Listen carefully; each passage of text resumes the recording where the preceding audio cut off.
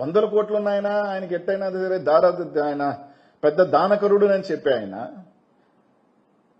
Factory పెడతా అన్నారు. సరే అదేనా రవీణ గారు ఎప్పుడు పెడతాడు, ఎప్పుడు ఓపెన్ చేస్తాడు ఫ్యాక్టరీ? ఇప్పుడు మెటీరియల్ మీరు తీసుకెళ్తాను చైనాలో ఓపెన్ చేస్తారా, నెల్లూరులో ఓపెన్ చేస్తారా? అసలు ఎప్పుడు శంకుస్థాపన చేస్తారు, ఎప్పుడు ఓపెన్ చేస్తారన్నది క్లారిటీ ఉందా? లేదు.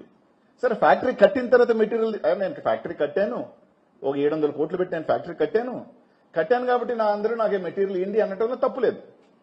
దాన్ని ఎవరు కూడా ఓకే మనందరి కోసం పెట్టిన ఫ్యాక్టరీకి మనం సాయం చేయకపోతే తప్పులేదు. అసలు ఫ్యాక్టరీకి ఇంకా శంకుస్థాపనే లేదు, 1000 టన్నులు మాత్రం చైనాకి వెళ్తుంది, ఫ్యాక్టరీ చైనాలో పెడుతున్నాడా? అదొక క్లారిటీ వకాల్తా పుచ్చుకున్న రవీణ చెప్తే బాగుంటుంది. ఎప్పుడు పెడతాడు, ఎప్పుడు ఓపెన్ చేస్తాడు, ఎప్పుడు జాతికి అంకితం చేస్తాడు? ఈ 5 కోట్ల కోసమే చేస్తున్నాడంటే కాదు. దీని వెనకాల ఇంకా పెద్ద ఒక స్కామ్ ఉంది. నేను మొన్న చూపించాను పోయినసారి కొన్ని మైన్స్, సిద్ధి వినాయక, కేఎస్ఆర్, శోభారాణి, ఇట్లా ఒక 7-8 మైన్లు, కొన్ని పట్టా భూములు 50 సంవత్సరాలు అయిపోయి పర్మిషన్లు ఇంకా ఇచ్చేదానికి అవకాశం లేకుండా ఏదైతే ఆక్షన్కి మళ్లీ సెంట్రల్ గవర్నమెంట్ పిలవాల్సిన మైన్స్ ని ఆయన గుప్పిట్లో పెట్టుకొని, మనం చూపించాను డ్రోన్స్ తో మీ అందరికీ కూడా వీడియోలు చూపించాను, అయ్యా జరుగుతుంది చూడండి అని. ఈ 10 మైన్స్ లో మీరందరూ కూడా చాలా మంది ప్రెస్ వాళ్ళు ఆ మైన్ దగ్గరికి వెళ్ళుంటే ఏ విధంగా ఒక రౌడీ మోకా ఉన్నారో మీరందరూ కూడా చూసుంటారు, వెళ్ళుంటారు. ఈ 10 మైన్స్ లో ఉదాహరణకి తన కంట్రోల్లో ఇల్లీగల్ గా పెట్టుకొని ఒక 10,000 టన్నులు అనుకుందాం, ఎక్కువే తీయొచ్చు కానీ ఒక 10,000 టన్నులు అనుకుందాం మనం. 10,000 టన్నులు తీసిన ఈరోజు మార్కెట్లో ప్రెస్ వాళ్ళు రకరకాల, ఒక 50,000 చెప్తున్నారు, ఒక 1,00,000 చెప్తున్నారు. ఎంత సరే నేను అనేది అన్ని ఒక 25,000 వేసుకుందాం మనం. 10,000 టన్నులు 25,000 అంటే ఎంత వస్తుంది? 25 కోట్లు. 10 నెలలకి 250 కోట్లు, 4 సంవత్సరాలకి 1000 కోట్లు. ఖర్చు ఎంత? మహా అంటే 4 హిటాచీలు, 10 టిప్పర్లు. అవి కూడా సైదాపురంలో ఫోటోలు ఉన్నాయి కానీ కోల్ బొగ్గు గనుల్లో వాడుతున్న టిప్పర్లు తిరుగుతున్నాయి సైదాపురంలో కొత్తవి. సైదాపురంలో మీరెలా తీసుకోవచ్చు, మామూలుగా 200s వాడతారు హిటాచీలు, 300లు అంటే ఎక్కువ లోడ్ ఎత్తేదానికి, ఎక్కువ లోడ్ తీసే హిటాచీలు దిగున్నాయి. మైనులు లేవు కానీ ఈ మిషనరీ ఎందుకు? నీకు మైనే లేనప్పుడు ఇంత పెద్ద మిషనరీస్ ఎందుకు దిగున్నాయి? అంటే 1000 కోట్ల రూపాయలు మీ పెట్టుబడి ఎంత? మహా అంటే 5 కోట్ల రూపాయల పెట్టుబడి.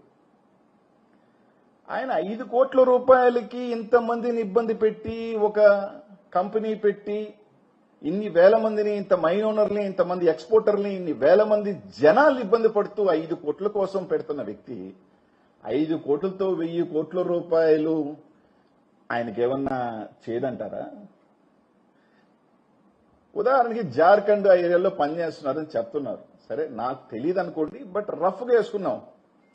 నాకు తెలిసి ఒక 40 లక్షల టన్నులు తీసుకుని ఉంటాడేమో, ఎందుకంటే ఆయన రైజింగ్ కాంట్రాక్ట్ అని అంటారు. 40 లక్షల టన్నులు తీసుకుంటాడు అనుకుందాం అన్న. సరే 40 కూడా కాదన్నా, అంచనాకు మించి చెప్తున్నాను, ఒక 1 కోటి టన్నులు తీసాడు అనుకుందాం నెలకి. మహా అంటే ఒక 20 రూపాయల ఆదాయం వస్తుంది. దట్ ఈస్ మ్యాక్సిమం, అంతకన్నా ఎక్కువ రాదు. ఎంత? 20 కోట్లు. దానికి పెట్టుబడి ఎంత? కనీసం ఒక 400 కోట్ల రూపాయల మిషనరీ నువ్వు అక్కడ డంప్ చేసి ఒక 1000 మంది రాత్రింబొగులు పనిచేస్తే ఆ ఆదాయం అప్పుడు వస్తుంది. ఇక్కడ కేవలం ఒక 5 కోట్ల రూపాయలతో. సరే ఎన్ని నేను చెప్పింది అబద్ధమే అనుకుందాం.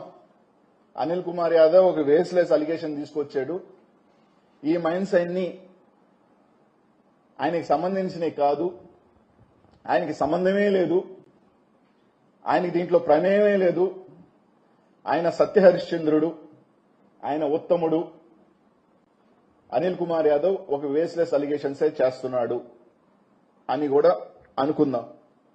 నేను ఆయన ఎంపీ గారుగా ఉన్నారు, ఆయన వకాలతా పుచ్చుకున్న రవిచంద్ర గారు ఎమ్మెల్సీగా ఉన్నారు. అన్న ఇవన్నీ 50 సంవత్సరాలు దాటిన మైన్స్ గవర్నమెంట్ హ్యాండ్ ఓవర్ చేసుకోవాల్సిన భూములు. మీరు అనుకుంటే వారం రోజుల లోపల దానికి సర్వే కట్టి ఆ భూముల్లో ఇది గవర్నమెంట్ ల్యాండ్ అని చెప్పి మీరు బోర్డు పెట్టచ్చు. మీ కాదు, ఆయనకి ప్రమేయం లేదు, సిద్ధి వినాయక్ అయితే గవర్నమెంట్ హ్యాండ్ ఓవర్ చేసి లెటర్ కూడా ఇచ్చేశారు. మీ కాదు, ఈ భూములు మాకు సంబంధం లేదు అనుకుంటే ఇంకొక 2 వారాలు టైం తీసుకొనైనా అక్కడ బోర్డు పెట్టించండి.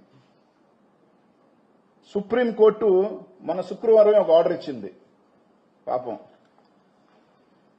ఏ భూముల్లో అయినా ఇల్లీగల్ జరిగి ఉంటే మైన్ పర్మిషన్ ఎన్విరాన్మెంటల్ ఈసీ లేకుండా ఏ రకమైన ఇల్లీగల్ మైనింగ్ జరుగుంటే వాటికి ఇంక ఎప్పుడుకి పర్మిషన్ ఇవ్వరాదు మైన్లకి. అది పట్టా భూమైనా సరే పాతమైనా సరే. నిన్న శుక్రవారం సుప్రీంకోర్టు ఒక డైరెక్షన్ ఇచ్చింది. 50 years అయిపోయినాయి, ఈసీలు లేవు, ఏమీ లేవు, ఫైన్లు వేస్తున్నారు, అన్ని వేస్తున్నారు. ఆ బొమ్మలు కలెక్టర్ గారికి ఒక్క మాట ఫోన్ కొట్టి డీడీని గారిని పిలిచి అవన్నీ ఎన్ఓసి తీసుకుని బోర్డు పెట్టేయండి. రైట్, మీ కాదని నేను ఒప్పుకుంటా. ఆ విషయంలో ఎక్స్పోర్ట్ విషయంలో కాకపోయినా ఆ భూముల విషయంలో మీకు ప్రమేయం లేదు, నేను చెప్పింది తప్పు అలిగేషన్ అని చెప్పి నేను వెనక్కి తీసుకొని ఆ విషయంలో ప్రభాకర్ రెడ్డి గారికి నేను క్షమాపణ చెప్తా. మీరు బోర్డు పెట్టించండి, గవర్నమెంట్ హ్యాండ్ ఓవర్ చేసుకోండి. మీకు సంబంధం లేదు, మీ చిత్తశుద్ధి ఉంటే. లేని పక్షంలో ఇంకొకటి కూడా చెప్తా. ఒక పక్క చంద్రబాబు నాయుడు నాకు సంక్షేమ పథకాలకి డబ్బులు లేవు అంటున్నాడు. ఎక్కడా నాకు డబ్బులు లేవు, స్త్రీనిధి అది ఇవ్వలేనంటున్నాడు, తర్వాత అమ్మకు వందనం అది లేనంటున్నాడు, డబ్బులు లేవని మీరు అంటున్నారు. ఈరోజు శోభారాణి మైన్లో 1,00,000 టన్నులు ఉంది అని చెప్పి మీ డీడీ గారు రిపోర్ట్ ఇచ్చారు. సిద్ధి వినాయకలో జూన్లో 4,000 ఉండింది, జనవరికి 25,000 ఉన్నాయని చెప్పి పర్మిట్లు ఇవ్వని ఇచ్చారు.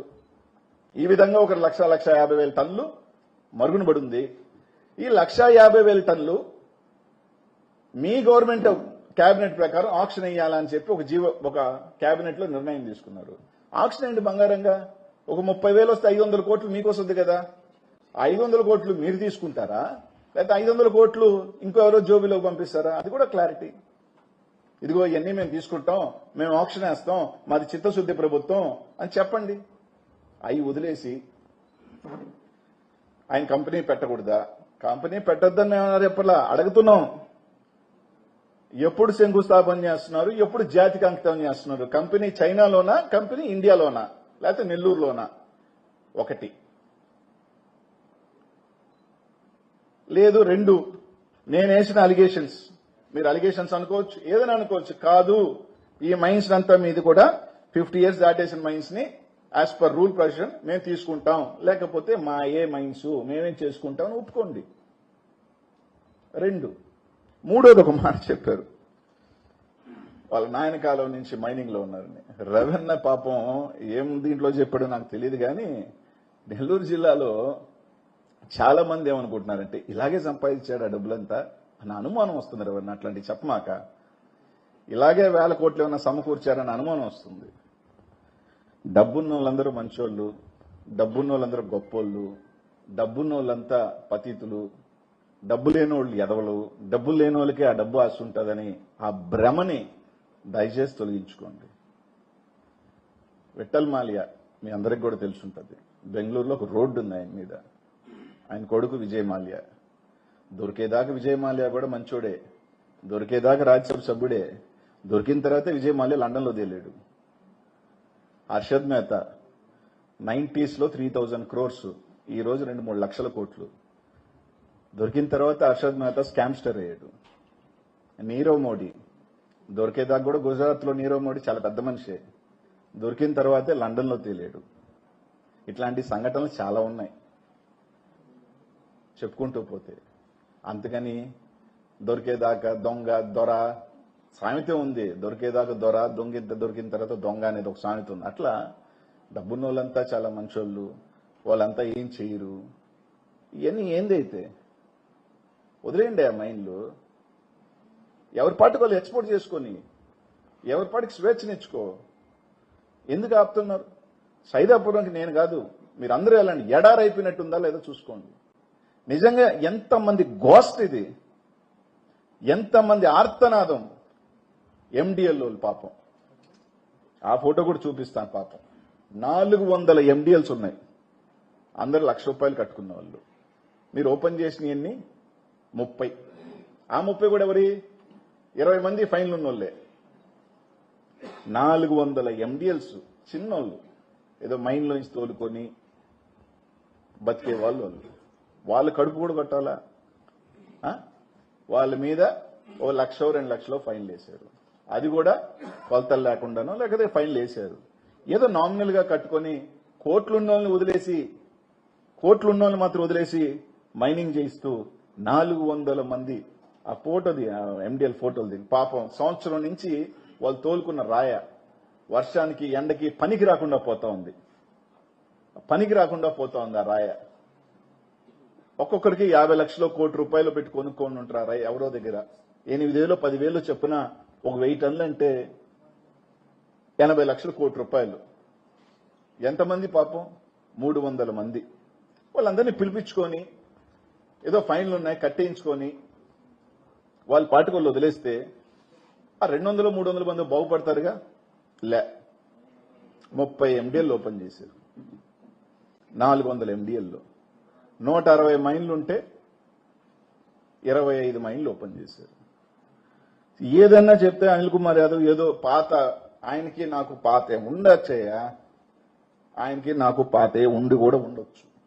ఉన్నంత మాత్రాన ఇవన్నీ నేను చెప్పకూడదా?